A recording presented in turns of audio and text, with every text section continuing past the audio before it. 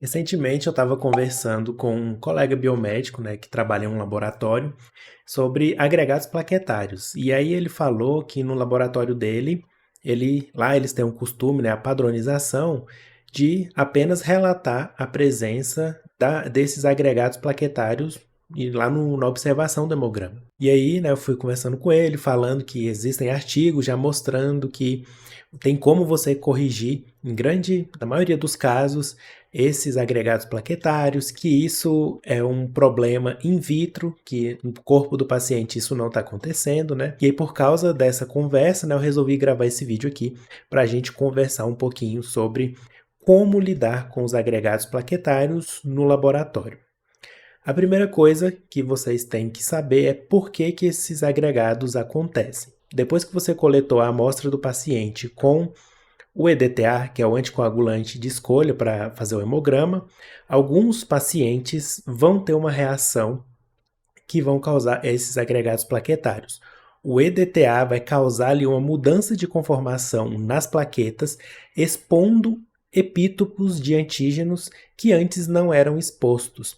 E isso vai acabar causando uma reação com os anticorpos do paciente, levando então a essa agregação de plaquetas. Alguns artigos falam que você pode considerar de 3 plaquetas juntas, unidas ali já como agregado plaquetário. Outros artigos colocam 5 plaquetas no mínimo para você considerar como agregado plaquetário. E qual que é o problema quando a gente encontra esses agregados plaquetários nas amostras dos pacientes?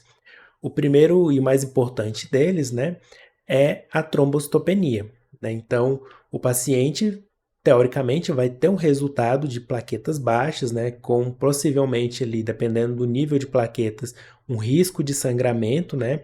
E aí pode levar o paciente a ser submetido a um tratamento desnecessário. Então, é papel do laboratório investigar essa trombocitopenia para ver se ela é verdadeira ou não. Uma das formas disso, né, é fazendo o que eu vou falar para vocês mais para frente. Outra possibilidade que eu não vou falar aqui, mas é coletar essa amostra do paciente em outro anticoagulante para ver se isso se repete ou não. Mas o que eu vou falar hoje aqui para vocês é sobre o Vortex, né, que é uma forma da gente corrigir essa pseudotrombocitopenia, ou seja, uma falsa trombocitopenia causada pelo anticoagulante, que só está presente na amostra, no corpo do paciente não tem EDTA. Então isso não está vindo do paciente, isso é um erro, né, in vitro por causa dessa interação do EDTA com plaqueta e anticorpos. E como que esses agregados plaquetários são detectados hoje na maioria dos casos? Nos analisadores hematológicos, né, aqueles equipamentos que fazem o hemograma.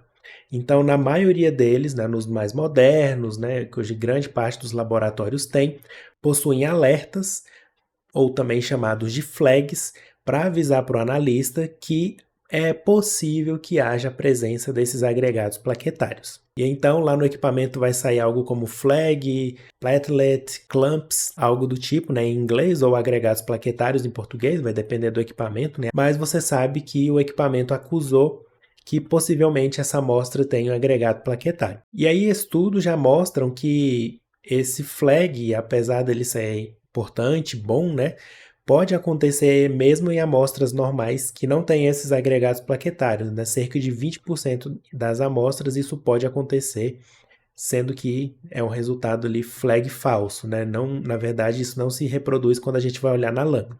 Mas mesmo assim ele é importante e acende um alerta para a gente ficar de olho melhor nessa amostra. E aí, como eu estava conversando com esse colega, né?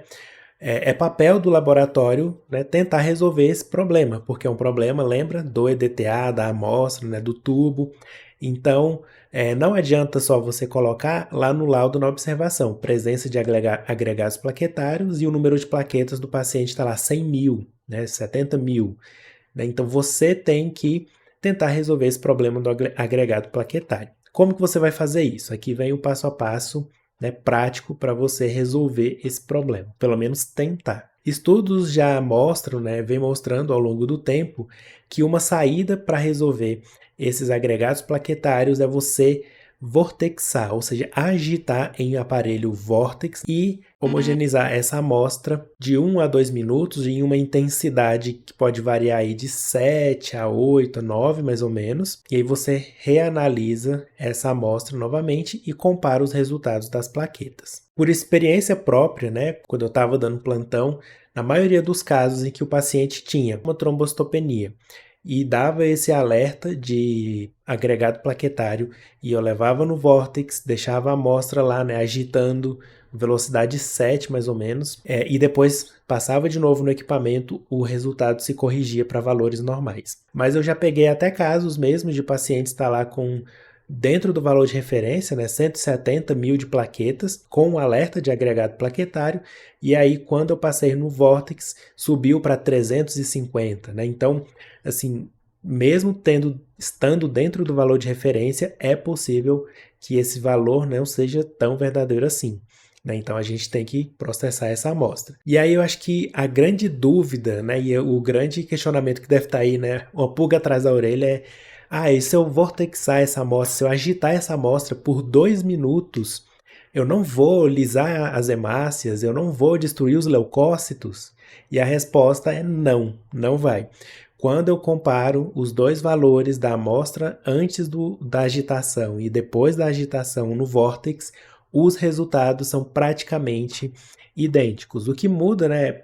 Nenhum equipamento vai reproduzir o mesmo resultado 2 vezes, né? Por causa do erro intrínseco a qualquer método analítico.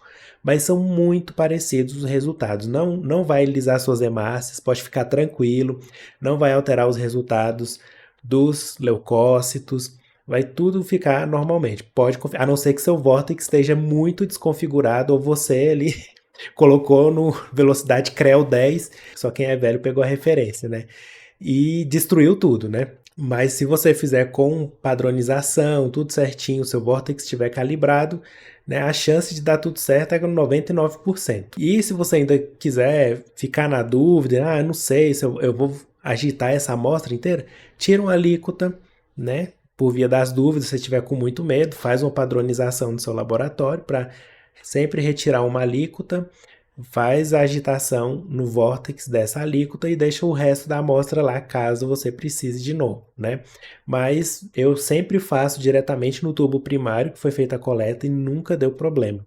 Então, você pode ver qual que é o melhor caminho para o seu laboratório, né? E aí uma coisa interessante, né, que no caso da contagem de leucócitos, pode até ter uma redução na contagem depois que você passa no vórtex. Por quê?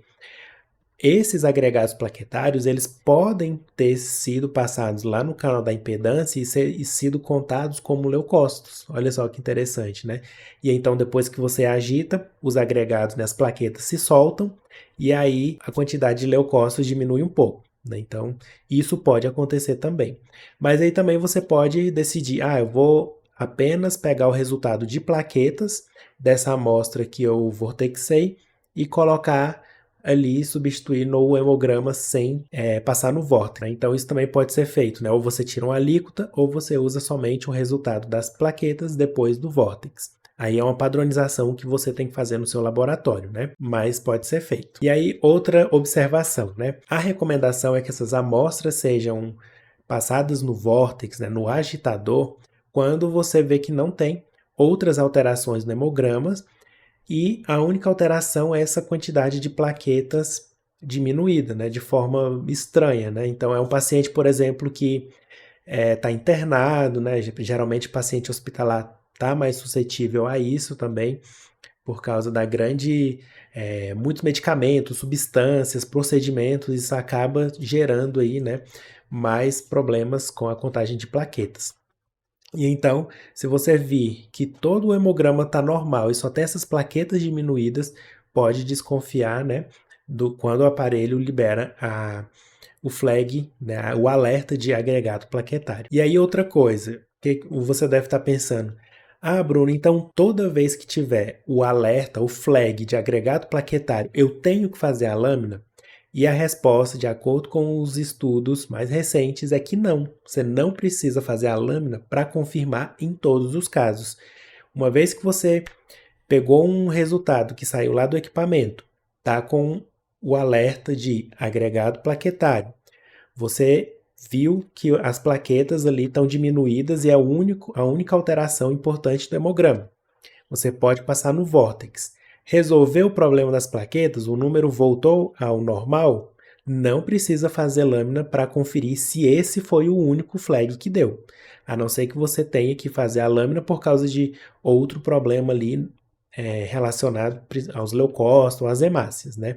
Mas caso contrário, você pode confiar só nessa parte mesmo, sem ter que fazer lâmina, né? Então não é obrigatório você fazer lâmina de todos os pacientes que você vai passar no vórtex, a não ser que seja por outro motivo. E se mesmo assim não resolveu, aí você pode solicitar uma recoleta, pode recomendar ao médico fazer um novo hemograma no citrato de sódio para contagem de plaquetas especificamente.